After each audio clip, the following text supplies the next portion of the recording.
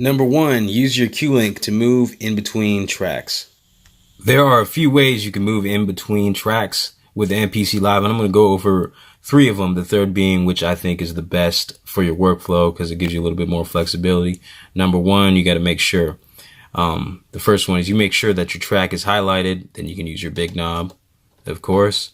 And then at the bottom of the screen, there's this other option where you can move up and down between tracks. It only moves one at a time. Each time you click, it moves. So you can't hold it and it won't just scroll up by holding it. So there is another option which gives you an ability to move a lot faster, and what you got to do is make sure your Q-Link is set to the second light there, and then your top Q-Link knob will give you the ability to move really smoothly in between tracks. Very smoothly and very quickly. Also, another great thing about this, using this Q-Link, is you can do it within your grid edit.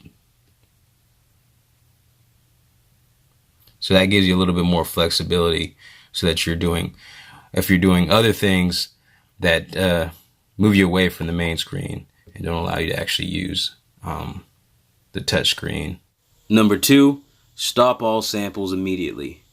This next tip's all about moving faster in your MPC Live, so in turn making your workflow a lot faster and a lot better.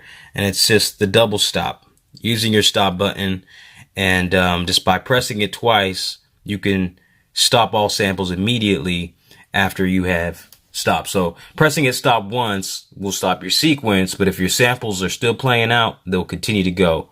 So here's the example of it. Press it once, as you can see, or as you can hear, samples are still playing.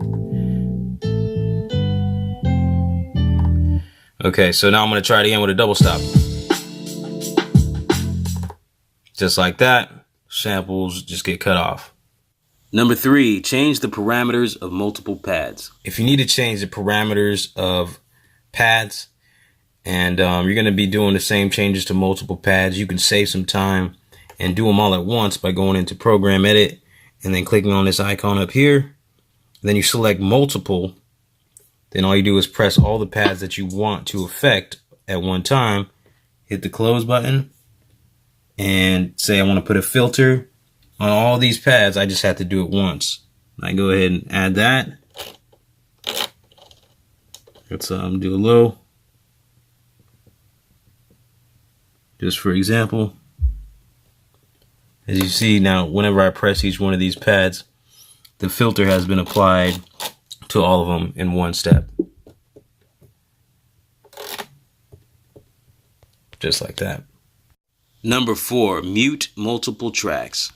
All right, so if you're working with track mutes, say you're trying to come up with an arrangement or you're doing something live, you could mute things out individually.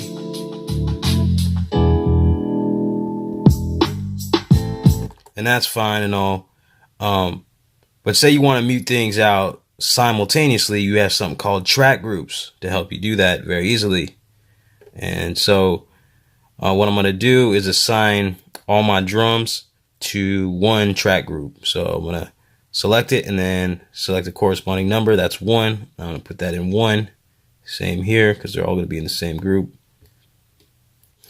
I'll have to press track mute again. But now that I have a track group and I have all my drums connected in one track group, I can now mute them all simultaneously, and I'll just do that real quick.